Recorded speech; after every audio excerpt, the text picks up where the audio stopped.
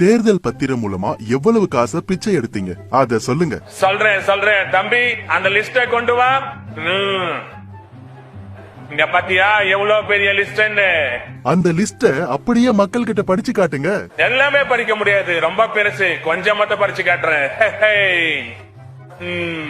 Future gaming and hotel services 1368 கோடி. Megha engineering கிட்ட 966 கோடி. குயிக் சப்ளை கிட்ட மட்டும் 410 கோடி. அடுத்து வேதாந்தா கிட்ட 399 கோடி. இந்த மாதிரி நிறைய இருக்கு, இன்னைக்கு ஃபுல்லா சொல்லிக்கிட்டே போகலாம்.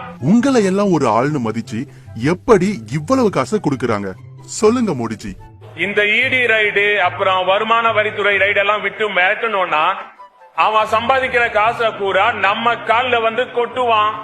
ஒரு விஷயத்தை புரிஞ்சுக்கோங்க தம்பி, காசு கொடுக்காதவன மிரட்டுனா வேலைக்கு ஆகாது. அவன் கால்ல நாம விழணும். அந்த கம்பெனிக்காரனுக்கு நிறைய டெண்டர் தரணும். பாஜக உங்களுக்கு தேவையான எல்லாமே பண்ணும் அப்படின்னு அவனை நம்ப வைக்கணும், கையெழுத்து போடணும், இல்லன்னா நம்ப மாட்டாங்க. என்னோட அரசியல் ஒண்ணுதான் தம்பி, கார்பரேட்டுக்கு கீழே கவர்மெண்ட் இருந்தா கவர்மெண்ட்டுக்கு கீழே கார்பரேட் இருக்கும். அதான் பாஜக அரசு.